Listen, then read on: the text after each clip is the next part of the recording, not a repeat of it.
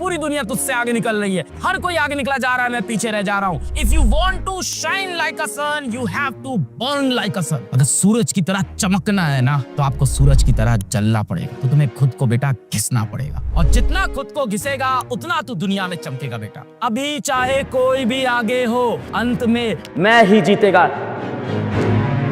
मुझे पता है शायद तू सोया नहीं है, या बहुत थक गया था, एग्जॉस्ट हो गया था। कुछ लोग शायद दुखी होंगे, कुछ लोग बहुत खुश होंगे। अब आगे बढ़ना जरूरी है, सब छोड़ना है बेटा, सब छोड़ना है। भगवत गीता में भी यही चीज बोली गई है कि सुख और दुख में जो एक जैसा बिहेव करे वही असली योद्धा है। तो चाहे आज तुम सुखी हो, चाहे आज तुम दुखी हो, तुम्हें जंग पे फिर से जाना पड़ेगा। यही तुम्हारा कर्तव्य है, इसको तुम्हें पालन करना पड़ेगा, पालन करना पड़ेगा मेरा बेटा। मास्टर तेरे साथ खड़ा रहेगा, और अगर तू मास्टर के साथ खड़ा है तो कमेंट में लिख दे, अभी चाहे कोई भी आगे हो, अंत में मैं ही जीतेगा। पूरी दुनिया तुझसे आगे निकल रही है, हर कोई आगे निकला जा रहा है, मैं पीछे रह जा रहा हूँ। वॉर एंड नहीं हुई है, अभी कोई भी आगे हो, अंत में मैं ही जीतेगा। ये बात कमेंट में आ जाए। और एक चीज याद रखना, मन में चल रहा है ना, जंग तो जीत के आनी है, तो बेटा आप एपीजे अब्दुल कलाम साहब की, ऑनरेबल श्री एपीजे अब्दुल कलाम साहब की एक लाइन याद रखना, if you want to shine like a sun, you have to burn like a sun. अगर सूरज की तरह चमकना है ना, तो आपको सूरज की तरह जलना पड़ेगा। मैं हमेशा एक चीज कहता हूँ कि अगर तुम्हें चमकना है ना, तो तुम्हें खुद को बेटा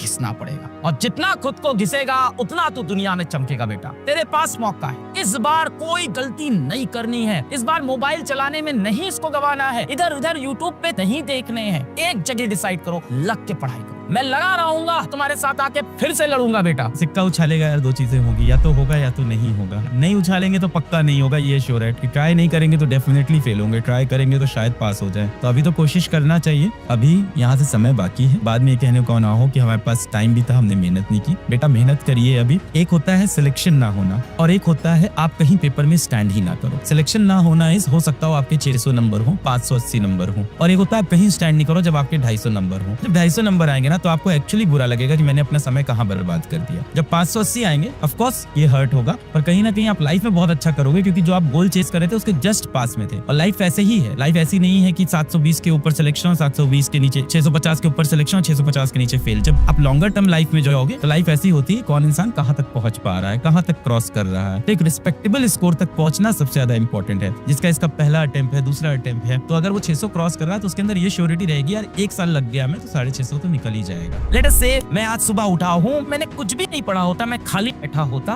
बिल्कुल भी निराश नहीं होगा मेरा बेटा। अंत में आप क्या करोगे? आप जीवन में या तो आप कहीं जाके एक जॉब करोगे, गवर्नमेंट जॉब करोगे, आप एक प्राइवेट जॉब करोगे, या आप एक कंपनी खोल लोगे, या हो सकता हो आप यूपीएससी की तैयारी कर लोगे, हो सकता हो आप किसी स्पोर्ट्स में चले जाओ। जो मेरा आज बच्चा है वो लाइफ में क्या क्या कर सकता है, हो सकता हो वो कहीं प्राइवेट जॉब कर ले, हो सकता हो वो कहीं गवर्नमेंट जॉब कर ले, हो सकता हो कि वो स्पोर्ट्स के क्षेत्र में चला जाए, हो सकता हो वो खुद एक कंपनी खोल दे, एक कंपनी का फाउंडर बन जाए, और मिलियंस ऑफ अपॉर्चुनिटीज हैं। पर वो जहां भी जाएगा उसे क्या करना हो, and that is what you learn in your life. ऐसे बहुत से लोग हैं जो शायद साल में 1 करोड़ रुपए कमाते होंगे, 1 करोड़ प्लस मनी। मे भी कुछ ऐसे भी लोग हैं जो 2 करोड़ रुपए कमाते होंगे। यस, इन सारे लोगों ने जीवन में अपना लर्निंग कर्व नहीं छोड़ा, सीखना नहीं छोड़ा, दिमाग के साथ खेलना नहीं छोड़ा, प्रॉब्लम सॉल्विंग एटीट्यूड नहीं छोड़ा। The best talent out there are those who are ready to solve any unknown and stretch problems. That is the best motivation I can give you today. आप आगे जाओ,